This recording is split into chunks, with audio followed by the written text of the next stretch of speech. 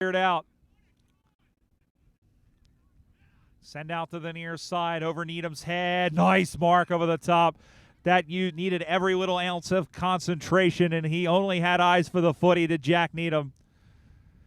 Needham will send that one forward now, sending that one down the line, almost through the hands. Two men collide. Durant is able to get it out the back, chip that one up over the top, and through the hands of Bevan Main.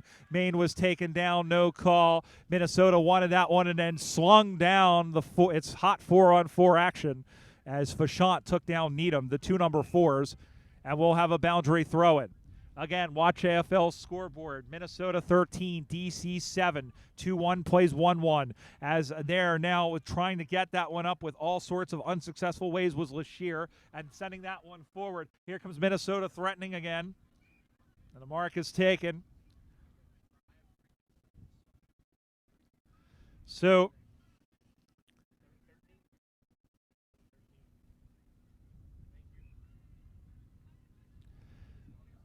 watch AFL scoreboard score check. 13 plays 7. And the ball gets knocked down. Going to get picked up, and DC will get it the heck out of there. One-on-one contest. Ricochets, Franco Harris style. Off the hands of Needham. Cutting through his calendar. Handballs up over the top. Little 1-2 do-si-do action. And it's going to go back, and now going back to get it is the 40 there in Stephen Paul. Paul will send that one forward as DC trying to look for the tying score. Going to get played back the other way. Sending that one forward once again, and the mark is taken. And it'll play that one quickly. Here's a big kick, and he'll ride with the wind again towards the Christopher Cross end, and it's marked defensively. And DC will try and shake the Etch-a-Sketch and drop something new. Out to the far side now.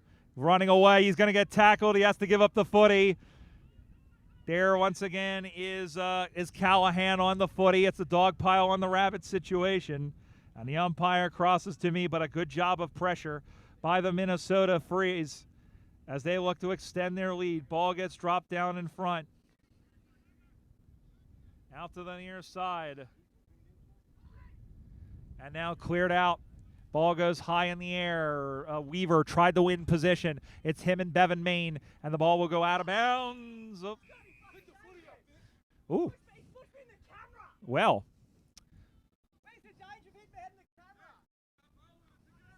Well, that was Bevan Main, and you could hear on our microphones Main and Weaver going back and forth, and the ball comes spinning back in the play. And it almost was a little bit of a dangerous situation, but nobody got hurt. And out the near side, here's Needham. Here is Fashant. Flash Fashant sends that one over. One-on-one contest. Holding the man is going to get called, I believe, and it is. And so now here the other way is Minnesota, or rather is DC. Comes out looking for Needham. Needham takes the mark. Needham looking for a lead. Sees one forthcoming, and he peels off. Dropped in front. And now going over to get it is Bergiadis. And it's marked.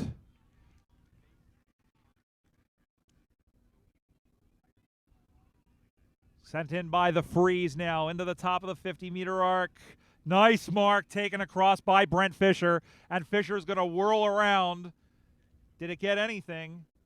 Yeah, it got a point, and only 1 point.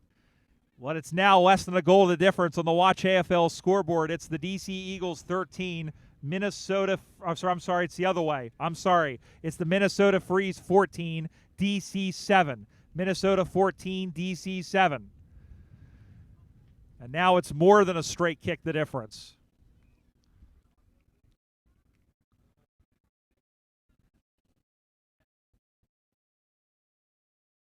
Now up on the far side.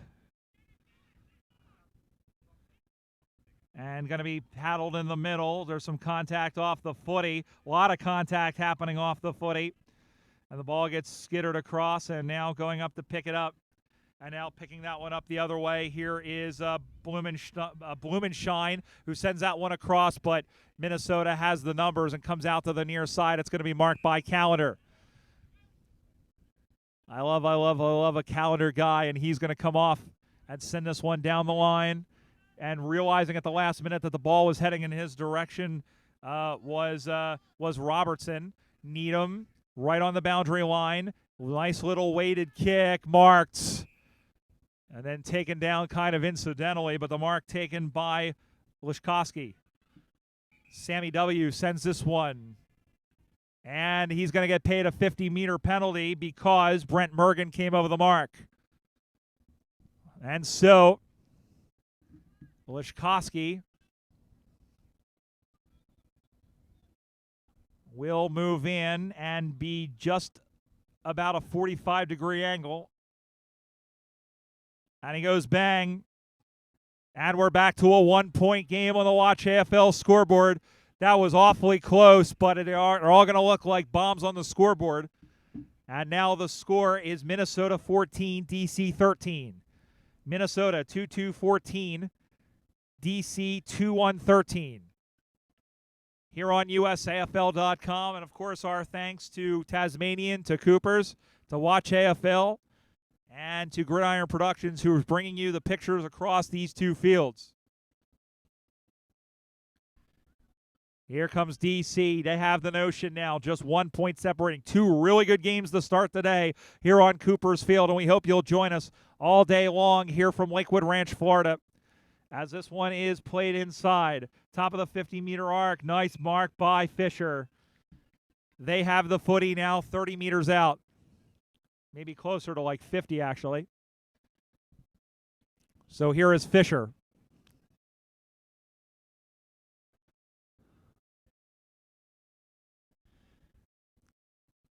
Fisher striding forward.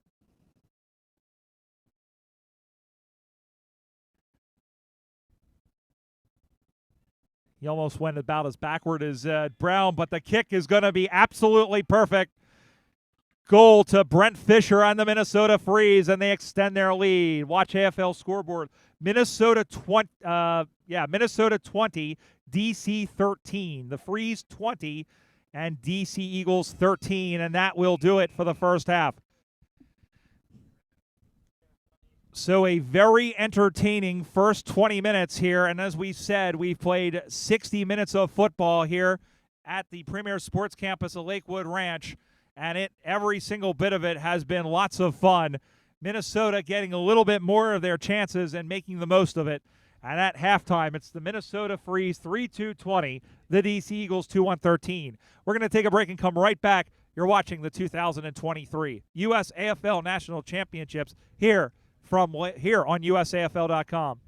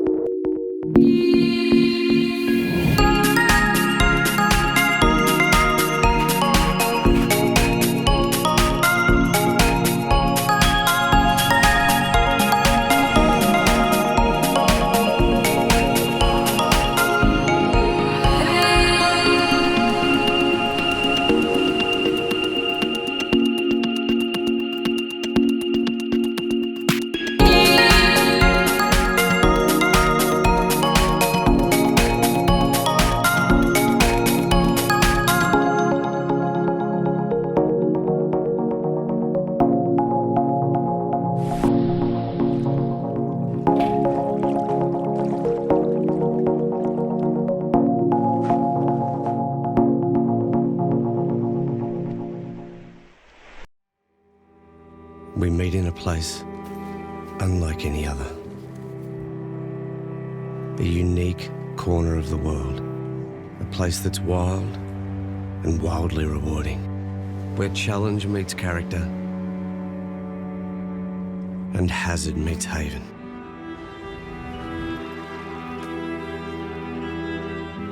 All roads lead to discovery. Meet you at Devil's Corner.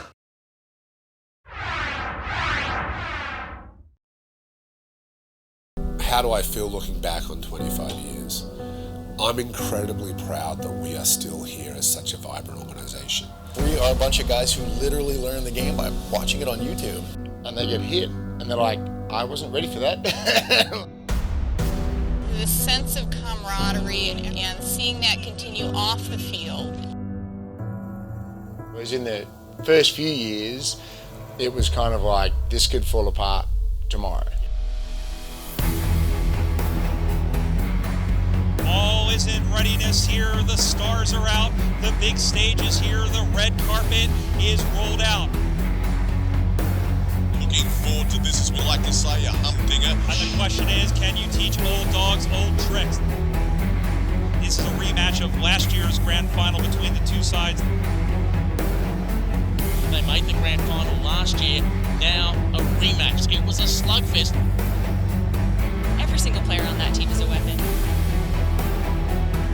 I'll tell you what, if that doesn't make the hair stand up on the back of your neck, you might want to check your pulse. So, hang on to a partner. This is going to get rough and ready. The two best sides here at the Nationals, the dream rising to the top in Prince fashion. And these boys are going to get it on. Smash mouth in the middle.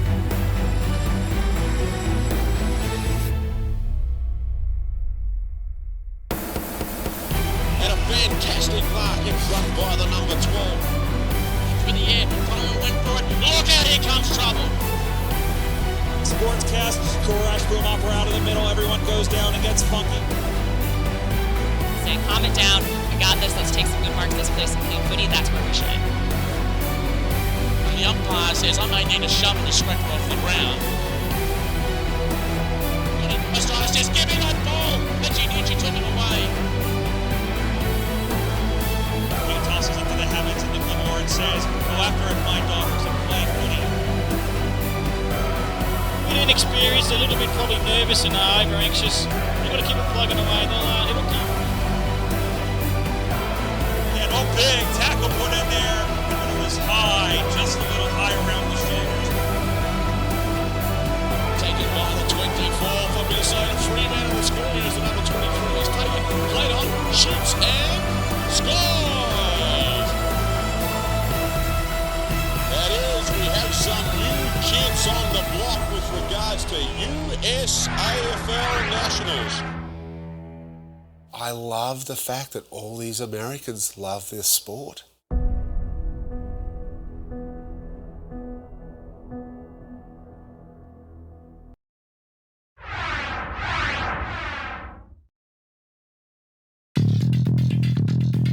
In 1999, we played our first Revolution men's game against Canada, the North Wind. In 2001, we did the Atlantic Alliance Cup in England. That was a groundbreaking trip for us, like as a league. I felt it was really important for us to go and be a leader of the international game. We've been involved in everything ever since. One of the great pinnacles of playing any sport is being able to represent your country. And the USA does in fact have its own men's and women's national teams. And the creation of the International Cup in 2002 and the addition of the women's division in 2011, to go to other countries, and especially in the case of the International Cup, to go to Australia, the game's homeland, is something that you can aspire to. So playing on like the Freedom, you play against all these girls throughout the season, and then you come together for the USA team and you play side by side, arm in arm. I went out to Florida with the Revos. I got a chance to go to Australia in 2017 and learn so much. Amazing opportunity, to be out there wearing the red, white, and blue, and just being part of the Melbourne culture for 3 weeks was incredible. They love their footy, love sports. It was a trip of a lifetime.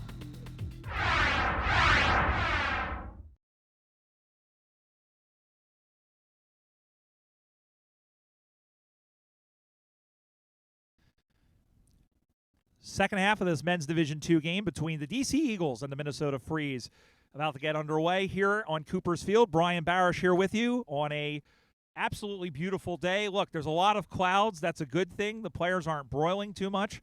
There is some humidity in the air, but, you know, it's Florida, and that kind of comes with the territory. Minnesota leading the DC Eagles 20-13 as the second half starts. The Freeze are headed from right to left on your device of watching choice, and a nice mark by Tiger Werner. His first name is Andrew, but nobody calls him Andrew.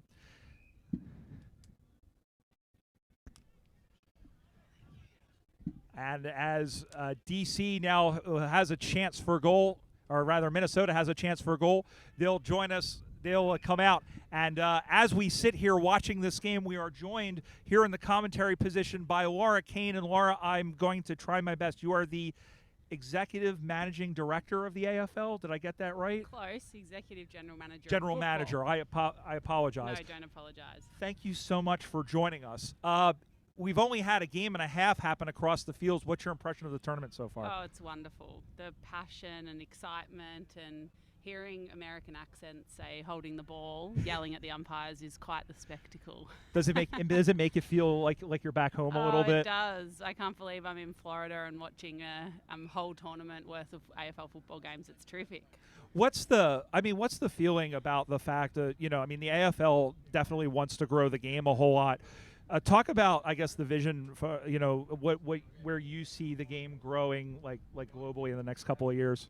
Yeah, we definitely do want to grow the game. Australia is a really diverse place, and we've got people from almost all backgrounds playing our game already, whether it's at community level or the elite. I mean, we've got Mason Cox here who has taken his fair share of selfies since arriving, from what I've seen.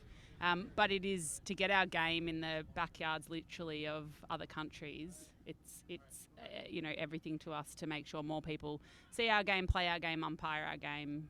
But as you can see, it's hard to build a footy field, let alone 5. I like to say that it's like an Amish farm raising, is because there's so many people and you're putting everything together. There's so many elements. As DC has added a behind to the Watch AFL scoreboard, it's now Minnesota 20, DC 14. The one thing in my 10 years in this position that I've really kind of stressed is the growth of women's footy. Talk about that as well, not just in Australia, because AFLW is becoming bigger and bigger, but I would like to get your impression about how women's footy is growing and where it could go globally as well. Yeah, it's been remarkable. I think women's sport has grown. The profile of women's sport, obviously we just hosted the World Cup, Soccer World Cup, football probably for the soccer fans, but women's sport is a movement, but it's also women in sport, women coaching sport, my role in administrating sport. It's a completely different look, and so we have to harness the excitement, but we have really talented female athletes all around the world. We have many in Australia playing AFLW, many here playing AFLW. And I know that there's a lot of women, like especially now in AFLW, who are cycling through the system as that are now coming up. Whereas at the beginning we saw a lot from a different background. Erin Phillips leaps to mind. Is there a focus on that, not just in Australia, to see about pulling players from other sports, not just in Australia, but from elsewhere around the world? And is there any challenges around that? Definitely. The cross-code athletes, they come in and they have an impact. In AFLW, their athleticism, coordination, basketball players, for instance, have really transferable skills. Hockey players do as well. So there absolutely is an interest, much like Mason Cox's pathway, to play basketball at a particular level. I think that was another point, if you want me to help you out there. No, I appreciate it. Minnesota extends things back to 7 points on the Watch AFL scoreboard. So it's Minnesota 21, DC 14, 3-3-21 Minnesota, DC 14. Good job on the special comments. No I appreciate worries. it. But yeah, no, I think Mason has been, and that's another question I have. Like, I guess, there is, Australia, especially on the men's side, has a real flying leap over the men's game over everybody else. But it would be great to see, Mason Cox is such a good story. And even it'd be good, I'm sure there's at least some idea of getting, at least in some way, some more international players up through the pipeline, at the very least to get experience at the state level and whatnot. Absolutely. And we're better for it to have different faces, different experiences.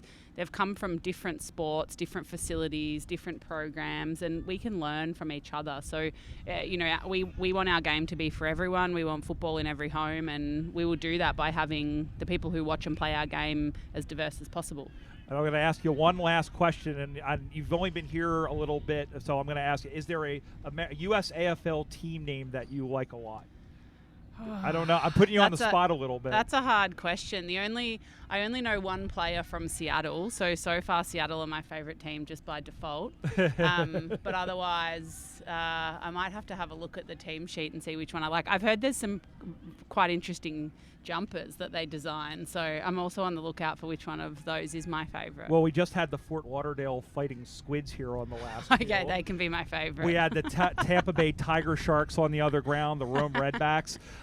Squids is good. The Squids is good. I've actually designed, there's a couple of jumpers. I don't know that you're going to see them today, but the North Star Blue Ox, which is the only independent women's team in the league. I designed their logo and their jumpers. Great. I'll keep a lookout. Yeah, it's really good. Laura Kane, thank you so much for joining us. Thank you. Really appreciate it. I know you're going to be busy and you've got a lot of stuff, but thank you so much, and thank you to the AFL for your support and love. And we're doing our best to grow the game here. It's the best sport in the world. This is my 16th Nationals, and it's great to get to chat with you. It's amazing. Thank you. Thank you to everyone for everything that everyone does over here. This is remarkable. And enjoy. And I'll tell you what I tell everybody else. Enjoy the footy. Very good. Thank you. No worries. And there is a goal for the DC Eagles, and they are loving life at the moment. And a goal on the Watch AFL scoreboard. They get 6 points back. And it is all square on the Watch AFL scoreboard. 21 plays 21.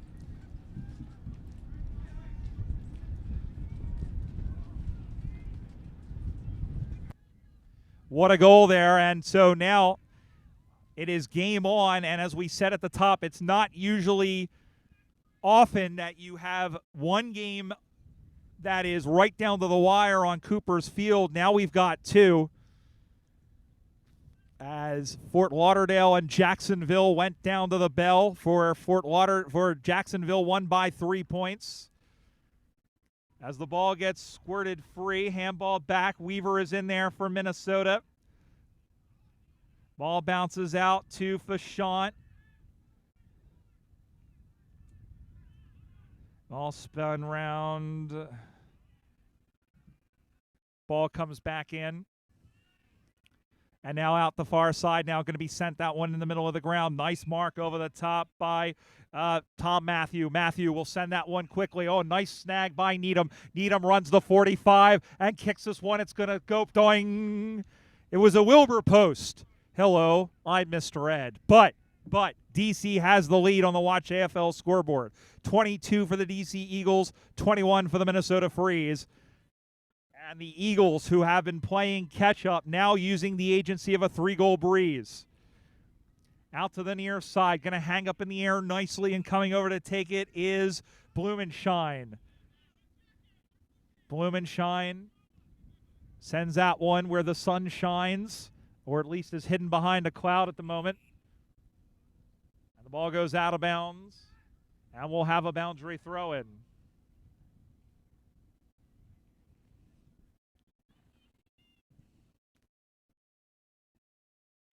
Ball comes spinning back in the play. And man gets taken down, and staying with it there was Brent Mergen, and Murgo, who has also been around. The three-headed, three-pronged attack, those veterans of Mergen and Werner and Fisher, who have been around this Minnesota team a long time, has helped them win all three of those championships in Division II as the ball hangs up for Lashir. So Minnesota having difficulty clearing the half-forward line, and they are kicking the ball too high, in my opinion. They need to play the ball down, as Luke Johnson has the mark, and he does so 35 meters out. It might actually be more like 45 meters out. Johnson staggers forward like a horse heading towards the barn, kicking that one on his right foot, sending that one in towards the sticks. It's knocked down in front and goes through for a minor score. It's now a 2-point lead. DC 23, Minnesota 21. DC 3-5-23, Minnesota 3-3-21. Watch AFL scoreboard. A lot of special guests in the house. We heard from Laura Kane, Simon Whitfield, who's the community coordinator in the AFL, and a number of distinguished guests. Ron Watt from the AFL coaching is here. Ball goes out of bounds up on the far side.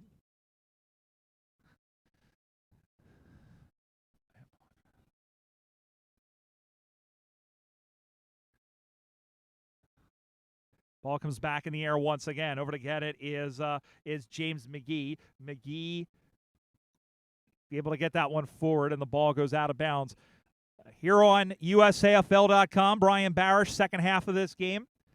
And we'll have more action for you as the 11 o'clock game. We'll have our first women's game of the day as the DC Eagles take on the New York Magpies in women's action.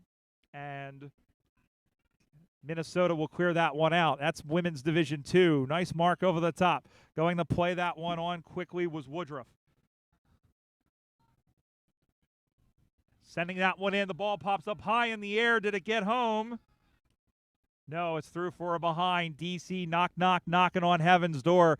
They are stabbing it with their steely knives, but they just can't kill the beast. That's because we're in Florida, not the Hotel California. 24 plays 21.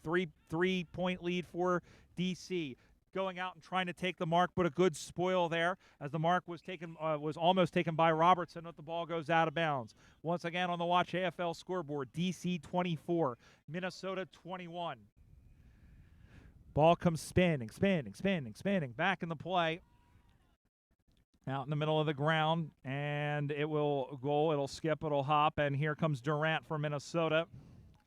Going to go send that one up on the far side, and over the top now as the ball gets knocked away by Stephen Paul. Ball goes out of bounds once again.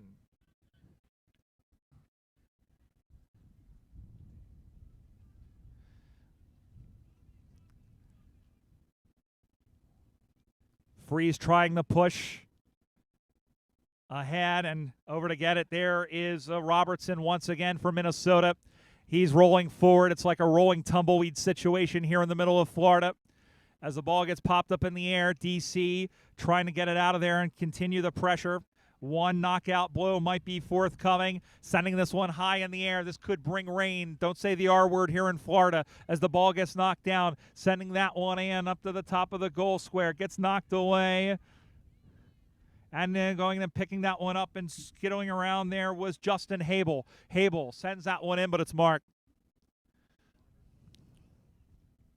So Habel with the footy. Or check that DC here with the footy across the wing position commentary side. That one is sent deep and long and strong. The wind's going to carry it. It goes through the hands of Brent Mergen and then kicked out of there. The wind's going to hang this one up in the air. They can't be doing those high kicks. And Lashir comes over and takes the mark. With the wind blowing in your face, you got to keep it low and slow like a good bowl of chili, or else that's going to happen. But DC, again, has the freeze up on the ropes and just can't land that knockout blow. On the Watch AFL scoreboard, it's now a 4-point lead. As Minnesota 25, DC 21. Minnesota 3 goals, 7, leading DC 3-3. That one goes forward. There's a man down in Friday, and that may have snuck through, and it has, and another point for Minnesota, or for DC, rather. DC 26, Minnesota 21. 5 points the lead. The other teams in this group are Seattle and Calgary, and we'll see them play as well. And that one will skitter across, and now it is a goal's worth of behinds as our friend Bill Robert, who I'm sure is watching in one form or another up in New England, host of Stateside Footy, life member, man who has sat beside me in the commentary position many times. And once again, Minnesota cannot get those kick-ins to work as it's right into the chest of Blumenschein. The Blumenschein will go back. The wind is kind of blowing from left to right. Distance shouldn't be an issue. It's a matter of judging where this wind is going to be.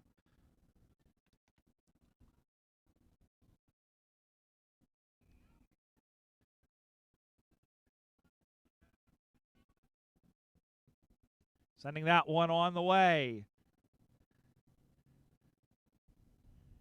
And that one goes through across and stays in play. Minnesota trying to get the ball. Right now it's about 180 meters from where they need it to be, at least to force a draw. And if you're not familiar with the sport or the league or anything, there are ties in the USAFL. I mean, as there is in Australian football, but this game can end in a tie. It's an 8-team round robin, 2 groups of 4. Each of these teams will play 2 games today, 1 game tomorrow, with the winner of each pool going to the grand final. D2 grand final will be here on Coopers Field and on USAFL.com at 2 p.m. tomorrow. The winner of Pool B and Pool A, as Minnesota tries to get it out. In Pool A, it'll be Sacramento, Baltimore, Houston. Oh, this might be the group with Sacramento. I'm utterly confused. We're going to look at it so that I don't give bad information. This is actually the group with Sacramento. It's Sacramento, D.C., Minnesota, and Columbus. And it's Seattle who's in the other group. Here comes Minnesota down the ground now. They need a goal to tie the game. But it's all red lights and white jumpers. Out to the near side. Going out to pick it up. A handball back is Hoskelson. And Hoskelson knocked down by Werner. Going to drop in front. Picked off of one hand. Shoveled back and looking to find Robertson. Robertson sends that one inside. Hanga. McClure takes the mark. He's going to play on quickly. Does he have an option? Yes! A mark dead in front. And he'll go back to try and tie the score. Will Dan Stevens, another veteran. And if Stevens can put this through the hey diddle diddle, we'll have a tie game.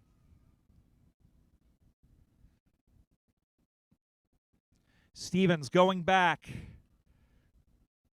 35 meters out. Not much of an angle to speak of. Stevens arches the back, sends it on the way. The umpire shimmies to his left and points out one finger. He did not get the bundle, and they are still 5 points adrift. It is DC 29. I'm sorry, wait a minute. DC 27, Minnesota 22. So it's 3 goals, 9-27 for Minnesota, or for DC rather. Minnesota 3-4-22. Ball gets sent down the line once again, and it's going to be picked off. And taking his time is Hoskelson. Or check that, that's Tom Matthew. Matthew, former Columbus Cat. Turned over by Minnesota. A goal now puts them in the lead, but they're going to need it quick, fast, and in a hurry. They are queuing up and streaming down the ground. Long kick over the top. McLuhan is a tall man, but can only get a right paw to it. Kicks that one out to the middle of the ground. It'll skip, it'll hop, it'll roll, it'll bounce. It'll do all the things that a football is supposed to do. Why didn't he pick that one up as the water has gone everywhere? Why didn't James Williamson pick up the footy? I don't know. And it's going to be a free kick to DC, and perhaps a chance has gone begging. I mean, I hope it was worth it because I just lost half a water bottle. It's okay. We're all good. Gives it off to Johnson, Luke Johnson. Again, DC looking for the knockout blow. They lead by 4, 27-23. 3 goals, 9 plays, 3 goals, 4.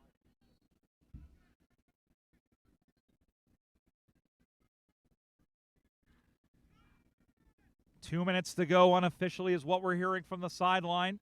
And Minnesota, their next game will be against Sacramento. DC will play Columbus next. And again, Minnesota looking for the go-ahead goal. They would do it. It would probably give them the victory too, but it's marked And here is Woodruff, who plays a lazy ball in the middle for Luke Johnson. They get 7 seconds to make up their mind, and Johnson's going to take every single one of those 7 seconds. But he turns it over. So much for being careful. Fashant sends it forward. Skittled forward by Minnesota. Handball up over the top for Callender. Left-footed kick. Looking for a lead. McLuhan was spoiled by his own man. Out the back they go. Just gets the handball off. Looking in front, McLuhan. Did he get his foot to it? He did, but it was across the face. Still in play. Minnesota, and the ball goes out of bounds. Tick, tick, tick. 5 points the difference. 29-24 DC. Minnesota threatening. Our second consecutive barn burner to start off proceedings here at the Nationals. Ball comes spinning back into play once again. Who needs a voice for 6 more games? I know I sure as hell don't. As the mark was taken over the top by 34, and there is the siren, and the DC Eagles have held on to this one over a game and determined Minnesota Freeze side. And they have had to fight for their opening victory. The final score on the Watch AFL scoreboard, the DC Eagles 3-9-27, and the Minnesota Threes 3-4-22. What a game from both sides. They are spent, and guess what? They have another game in several hours' time. As we said, it'll be Minnesota and Sacramento, while the DC Eagles will face the Columbus Cats a little bit later on this afternoon. So more action coming, and I'll tell you what, if those games are anything like this one, we're in for a treat. Coming up here on Cooper's Field at 11 o'clock, it'll be me, myself, and I once again for our first women's game of the day as the New York Magpies take on the DC Eagles. Over on men's 2, where Pat Machado is sitting, actually Heath Moore will be sitting in for that one. It'll be the Sacramento Suns and the Columbus Cats. That's the other opening game in this group. We're going to step aside and come right back. We'll join you over on the other stream. You're watching the 2023 USAFL National Championships from Lakewood, Florida. You're watching it here on USAFL.com.